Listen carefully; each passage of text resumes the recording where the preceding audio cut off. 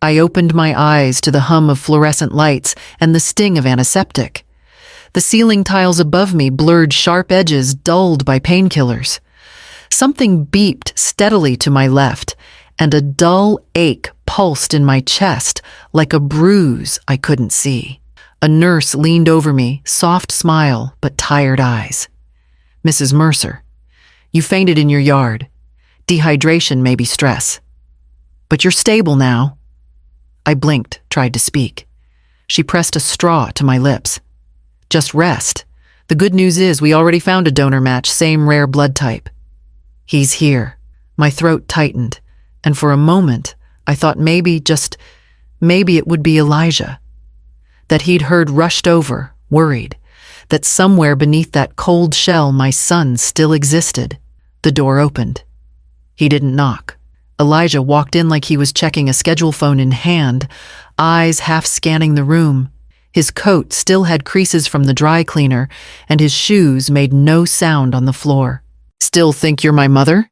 he said. The nurse looked up, startled. I turned toward him, heart catching in my throat.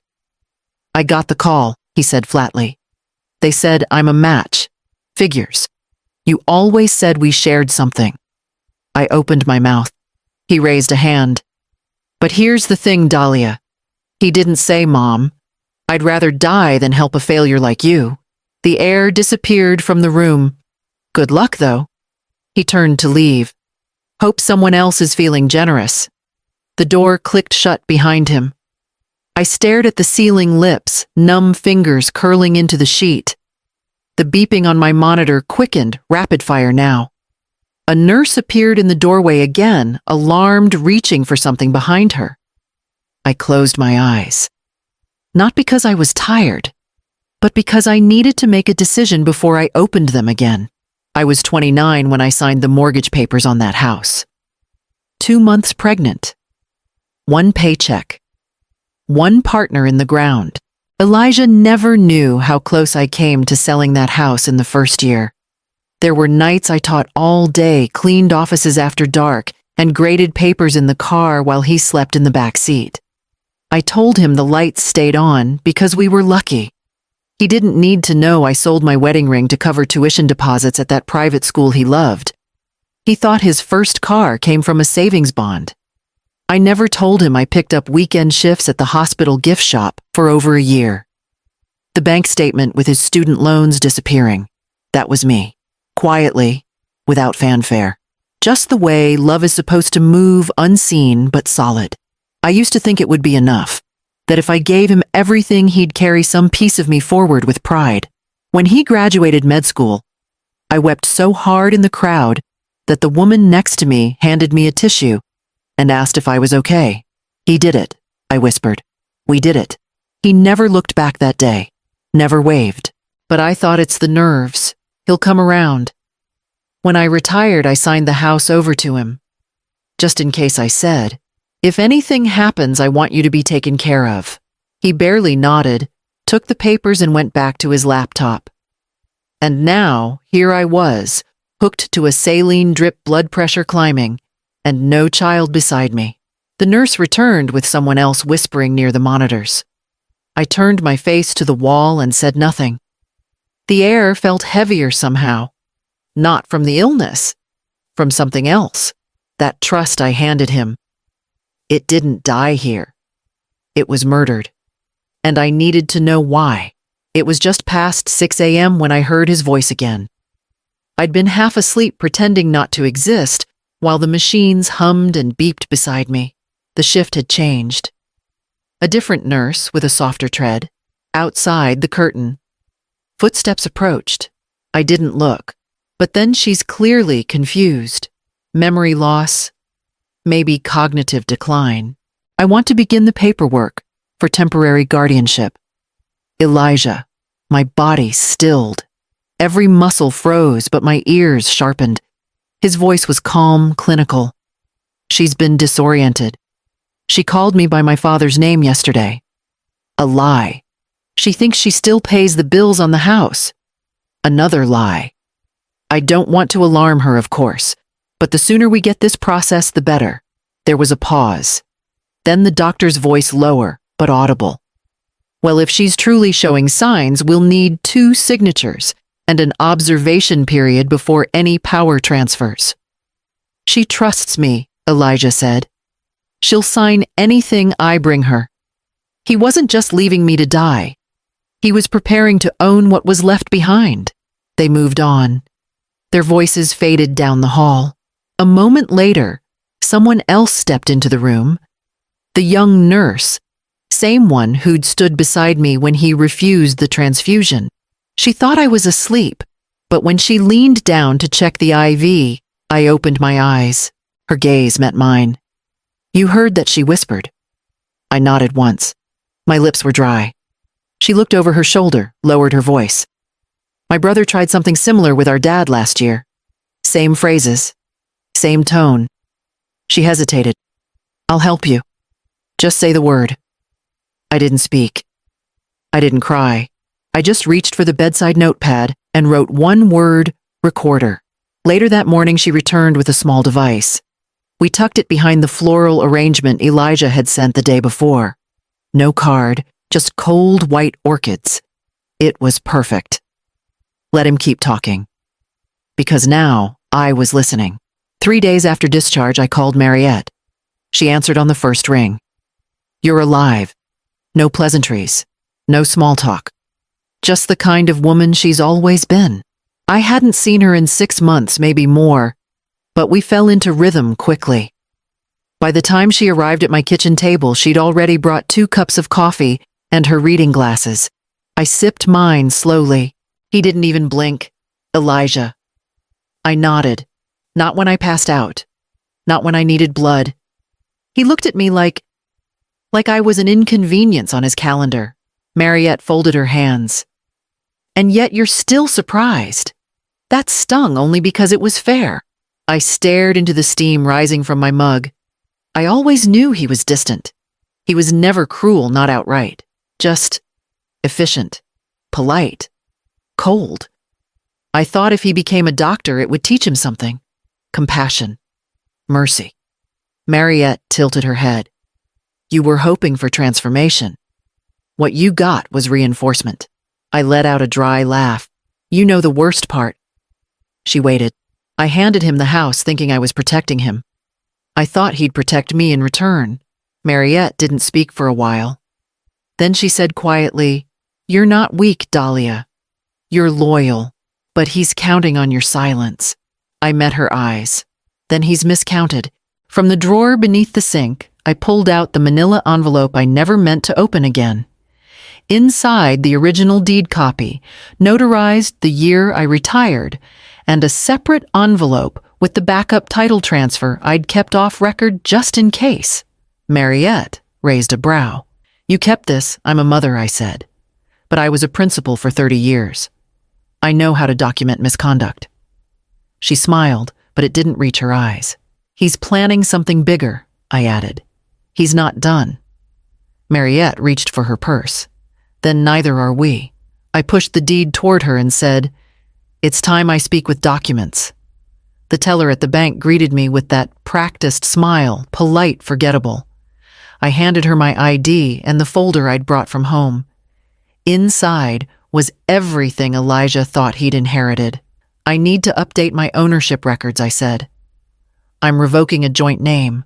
She asked no questions. Just typed. Just nodded. Just slid the form forward. It felt strange writing his name in the removal box, like crossing out a part of your own story. But it didn't hurt. Not this time.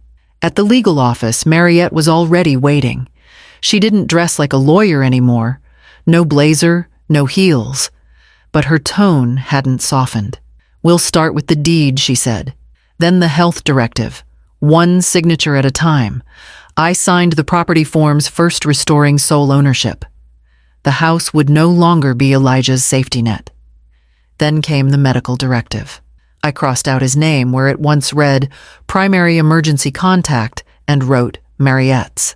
She's not a relative, the assistant said. She's trusted, I replied. There's a difference. Mariette said nothing, just placed her hand over mine after I signed. Later that night, I sat at the kitchen table with the USB drive in front of me, the recording of Elijah at the hospital, casually building a lie about my mental state. I plugged it into my old laptop and wrote a single-line email to my estate attorney's subject. In case I go silent again. Body attached. Dated unedited. I hit send. Then unplugged the drive and slid it into the back of the silverware drawer under the old spoons I never use anymore. After that, I opened the group chat labeled Family. It used to hold birthday pictures, grocery lists, a few links to recipes Elijah never made. I scrolled up once, saw a photo of me holding him at 4 years old, his cheeks smeared with chocolate. Then I tapped delete conversation. The screen went blank. It was quieter that way, and I still had one more account to close. Mariette only made one phone call. She didn't use my name, just enough detail to suggest a recent passing, a file number, a timestamp. The rest the hospital filled in with assumption and routine. Bureaucracy never needed full truth, it just needed a reason to move. By mid-morning, Elijah was on his way. He arrived in a suit he hadn't worn since his last conference, face carefully arranged into sorrow. Under his arm, a folder thin stapled in the corner. Legal paper pre-signed. Guardianship petition. The nurses watched him, but didn't interrupt. They'd already been told I'd coded in the early hours. No need to verify. He stepped into room 214 expecting grief and leverage. But I wasn't there. Instead, on the neatly made hospital bed, he found a small envelope. No decoration, no initials. Just placed in the center of the pillow like a folded flag. Inside was a USB drive, a printed transcript of his conversation with the hospital staff, and a handwritten note. You said you'd rather die than help me. So I let you believe I did. Now let's see how you operate without my silence. That's the thing about grief. When it's faked, it leaves no echo, no weight. He stood there stunned, with nowhere to place his reaction, no body to mourn, no narrative to control. By the time he stormed down the hall, I was already across town, sitting in Mariette's living room, sipping coffee with both hands wrapped around the mug. They'll call him in for questioning within 48 hours, she said. The licensing board, too. I nodded. What do you want to do next? She asked. I looked at the clock, then at the stack of unopened mail from the week I'd been gone. I think I said it's time I stop preparing. She raised an eyebrow. And start executing. The attorney's office smelled like dust and old books, comforting in a way. The man across from me wore a pale tie and no expression. He asked for facts, not feelings. That suited me just fine. We started with the audio recording. He read the transcript slowly, lips tightening with each line. He said she was cognitively declining, he muttered. Presented that as medical fact. I slid over the copy of Elijah's guardianship petition. He printed this before even confirming I was dead. The attorney nodded, once then began typing. He didn't ask me if I wanted to proceed. He knew. Formal charges: attempted medical fraud, financial coercion, forgery of legal documentation. It was a small stack of papers, but I watched his hand tremble slightly when he signed the submission form. By afternoon, Mariette had already made her way to the state medical board. She didn't go in as my friend, she went in as a former colleague. Anonymous, unemotional, professional. She carried nothing but the evidence, no commentary, no color. When she returned, she placed her phone on the table between us. They're opening a review. Quiet for now, but it's real. I didn't ask for details. I didn't need them. That evening, I walked to the corner mailbox myself, dropped in a certified packet with the backup evidence. Witnessed. Stamped. Irrevocable. Elijah had moved pieces too quickly, assumed I wouldn't see the whole board. But he forgot I'd spent 3 decades managing children who thought rules didn't apply to them. He plays chess. But I built the board. By the time I returned home, the sun was slipping behind the trees, and the porch light blinked on automatically. just as I'd programmed it years ago. I stood in the doorway for a long time, letting the quiet stretch. Then I stepped inside and locked it behind me. It was time to write him out completely. The office was small, tucked behind a community center near the edge of town. No plaques on the wall, no receptionist, just a woman named Joyce, with a firm handshake and eyes that saw right through pretense. She listened while I spoke, nodding occasionally, not out of pity, but understanding. My mother taught in a one-room schoolhouse, I told her. She never made it past 8th grade herself, but she made sure I did. Joyce smiled softly. You want the fund in her name? Yes. For girls like she once was. Smart, overlooked, forgotten. We went through the paperwork together. I transferred a portion of my retirement savings enough to fund full scholarships for the next 5 years. No gala, no announcements. Just quiet opportunity in a name that deserved to outlive me. After that, I went home and opened the safe beneath the hallway floorboards. My will had been there untouched for 7 years. I laid it on the dining table and read it like a stranger. Everything to Elijah, it said. In gratitude for his care and loyalty. I crossed out every word tied to his name, then rewrote the sentence, all assets to be donated in full to the state's literacy center and the Mercer Girls Education Fund. No conditions, no carve-outs, no second chances. The house was next. Mariette handled the legal transfer title deed future maintenance contract. The walls Elijah once measured for renovation would now be lined with books and students. The last thing I did that night was walk to his apartment building. I knew the security code, he never changed it. I slipped a plain envelope into his mailbox. Inside was a copy of the new deed, a notarized letter, and one final sentence in my handwriting.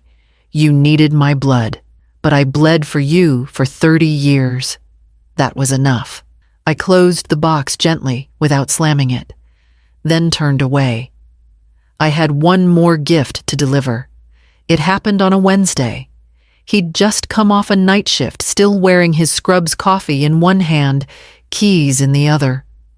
When he opened the door, he didn't even have time to blink. The man with the envelope stepped forward first. You've been served, he said, placing the documents against Elijah's chest. Behind him, a woman with a press badge raised her phone, already recording. And just to the side, another figure in a gray blazer state medical board liaison. Elijah's smile cracked. They didn't raise their voices. They didn't need to. The evidence spoke louder than outrage.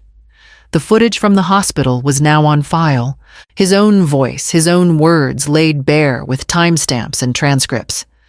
The board had opened an ethics review and placed his license under temporary suspension, effective immediately. He didn't ask to see proof. He didn't have to. He slammed the door and paced his living room, calling everyone he thought might explain it away. None could. The bank couldn't reverse the property transfer.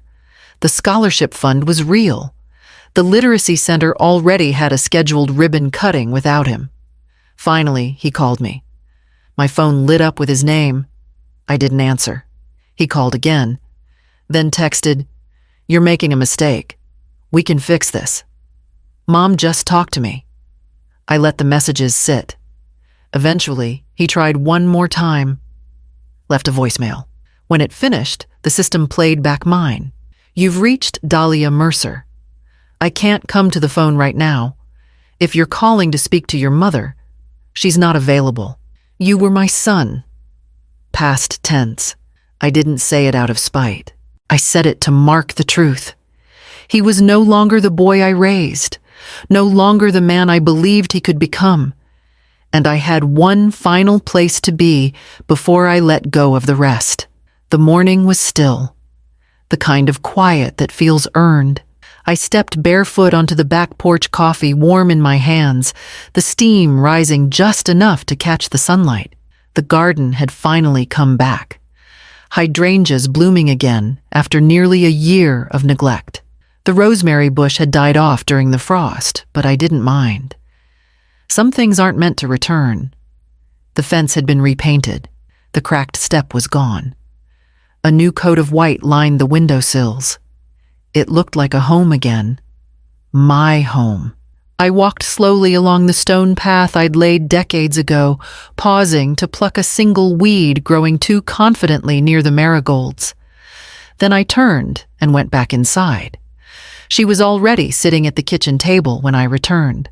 Backpack neatly zipped hair pulled back into a tidy braid, and fingers resting lightly on the scholarship application I'd printed that morning. Her name was Lanny. 17. Bright. Brave in that quiet way I used to recognize in myself. She didn't know everything, not yet, but she was willing to learn. And that mattered more than anything Elijah ever put on a resume. I poured her a glass of water and sat across from her. She looked up at me, waiting. I adjusted my reading glasses and smiled. You're exactly the kind of girl I once believed my son would protect. She didn't know what to say. She didn't need to. I handed her the pen, and she began to write. The house held its breath for a moment, then settled.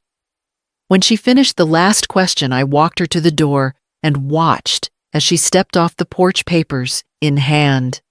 Hope wrapped around her shoulders like a second skin. I turned back inside, closed the door softly, and this time, I didn't look back.